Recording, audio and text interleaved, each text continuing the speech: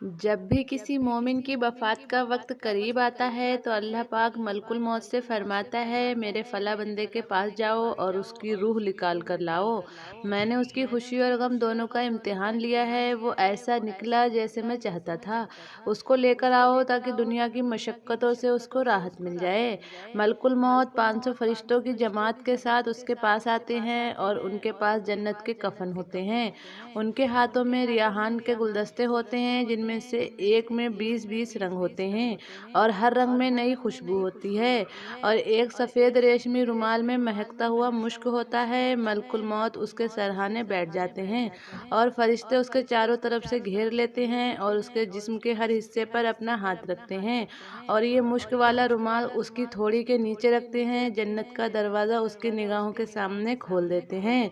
उसके दिल को जन्नत की नई नई चीज़ों से नहलाया जाता है, जैसे बच्चों के रोने के वक्त उसको घर वाले तरह तरह की चीज़ों से उसका दिल बहलाते हैं। कभी उसकी रूहें सामने कर दी जाती हैं तो कभी वहाँ के फल और कभी उम्दा उम्दा लिबास। उसकी हूरें खुशी से झूमने लगती हैं। इन मंजरों को देखकर उसकी रूह बदन में फड़फड़ाने लगती है, जैसे कि पिंजरे से जानवर निकलने को फड़कता है। और मलकन मौत उससे कहते हैं, ए मुबारक रूह, चल अपनी बोरियों की तरफ जिसमें कांटा नहीं है, और ऐसे साए की तरफ जो इंतहाई गहरा और वसी है और पानी बह रहे हैं। मलकल मौत ऐसे नरमी से बात करते हैं जैसे वह अपने बच्चों से करती है, क्योंकि उसको मालूम होता है कि ये रूह अल्लाह पाक के मुकर्रब है और वो उसके साथ अच्छाई से पेश आता है ताकि अल्लाह उस फरिश्ते से खुश हो जाए। वो रूह बदन से ऐसे निकलती है जैसे आटे में से बाल निकल जाता है। जब रूह निकलती है तो सारे फरिश्ते उसको सलाम करते हैं और जन्नत में दाखिल होने की बिशारत देते हैं। जब वो रूह बदन से जुदा होती है तो बदन से कहती है, अल्लाह पाक तुझको जज़ाए खैर दे, तू अल्लाह की बंदगी और अताअत में जल्दी करने वाला था। तू अल्लाह की बंदगी और अताअत में जल्दी करने वाला था, उसकी नाफरमानी में सुस्ती करने वाला था। तुझको आज का दिन मुबारक हो, तूने खुद भी अजाब से निजात पाई, मुझे भी अजाब से निजात दिलवाई। यही बात बदन रूह से कहता है। रूह की जुदाई पर ज़मीन का वो हिस्से रोते हैं जिन पर वो अक्सर इबादत किया करता था। आसमान के वो दरवाजे रोते हैं जिससे उसके अमाल ऊपर जाते थे और जिनसे उसका रिस्क उतारा करता था। उसके बाद वो 500 फरिश्ते मैयत के पास जमा हो जाते हैं। जब नहलाने वाले उसको करवट देते हैं तो वो फरिश्ते फ़ौरन उसको करवट देने लगते हैं। जब वो कफन पहनाते हैं तो इससे पहले फरिश्ते फ़ौरन अपना लाया हुआ कफन पहना देते हैं। जब वो खुशबू मलते हैं तो फरिश्ते उनसे पहले अपनी लाई हुई खुशबू मल देते हैं। उसके बाद वो उसके दरवाजे से कब्र तक दोनों जानिब कतार लगाकर खड़े हो जाते हैं और उसके जनाजे की दुआ और इस्तगफार के साथ इस्तकबाल करते हैं। ये सारा मंजर देखकर शैतान इस कदर ज़ोर ज़ोर से रोता है कि उसकी हड्डियां टूटने लगती हैं और वो लश्करों से कहता है, तुम्हारा सत्यानाश हो जाए, ये तुमसे किस तरह छूट गया। उसका लश्कर कहता है, ये नेक था। इसके बाद जब मलकुल मौत उसकी रूह को लेकर ऊपर जाते हैं तो हज़रत जिब्राइल अलैहिस्सलाम 70,000 फरिश्तों के साथ उसका इस्तकबाल करते हैं। ये फरिश्ते उसको अल्लाह ताला की तरफ बशारत देते हैं। उसके बाद जब उसको अर्श तक ले जाते हैं तो वहां पहुंचकर वो रूहें सजदे में गिर जाती हैं। अल्लाह पाक का इरशाद होता है कि मेरे बंदे की रूह को सलामती वाली जगह पर पहुंचा दो। जब उसकी लाश कब्र में रखी जाती है तो उसकी नमाज उसके दाएं तरफ आकर खड़ी हो जाती है, रोज़ा बाएं तरफ खड़ा हो जाता है, कुरान की तिलावत और अल्लाह का जिक्र उसके सर की तरफ खड़ा हो जाता है। नमाज की तरफ जो कदम चले होते हैं वो पाँव की तरफ से खड़े हो जाते हैं। मुसीबतों और गुनाहों से सब्र पर उसका सब्र कब्र की एक जानिब खड़ा हो जाता है।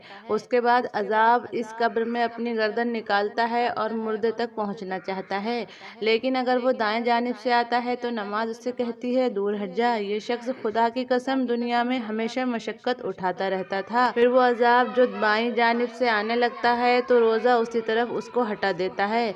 वो अजाब दूसरी तरफ से आता है तो तिलावत कुरान और जिक्र उसको रोक देते हैं कि इधर को तेरा रास्ता नहीं। यहाँ तक कि वो अजाब जिस जानिब से आना चाहता है तो उसको रास्ता ही नहीं मिलता।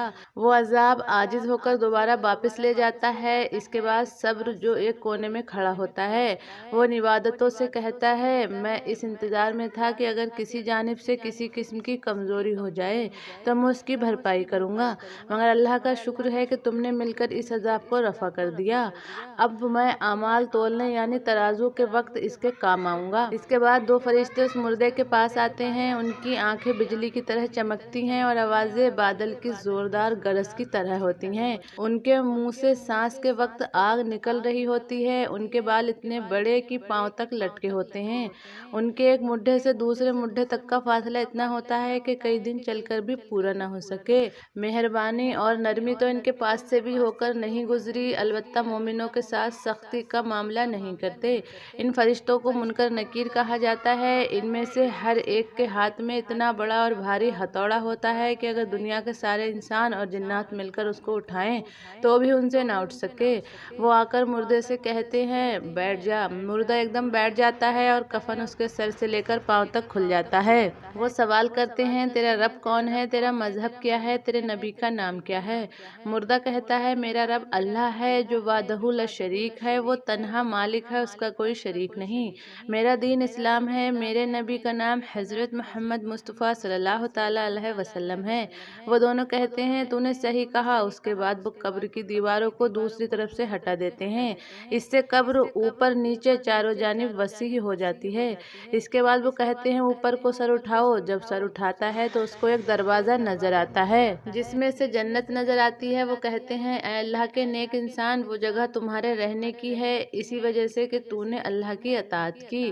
حضور پاک صلی اللہ تعالیٰ علیہ وسلم فرماتے ہیں قسم ہے اس پاک ذات کی جس کے قبضے میں میری جان ہے، اس وقت انسان کو جو خوشی ہوگی وہ کبھی نہ لوٹے گی۔ اس کے بعد وہ فرشتے کہتے ہیں اپنے پاؤں کی طرف دیکھو۔ جب وہ دیکھتا ہے تو جہنم کا دروازہ نظر آتا ہے جس سے اس کی حالت نظر آتی ہے۔ وہ فرشتے کہتے ہیں اے اللہ کے نیک انسان، تو نے اس دروازے سے نجات پائی۔ اس وقت بھی مردے کو اس قدر خوشی ہوتی ہے جو کبھی نہ لوٹے گی۔ اس کے بعد اس قبر میں 70 دروازے جنت کی طرف کھل جاتے ہیں جس سے وہاں کی ٹھنڈی ہوا اور خوشبو آ رہی ہوتی ہے اور قیامت تک یہی منظر رہے گا۔ تو اللہ پاک ہم سب کو عذاب قبر سے محفوظ رکھے اور اللہ پاک ہم سب کو سمجھنے اور نیک عمل کرنے کی توفیق عطا فرمائے۔ آمین، اللہم آمین۔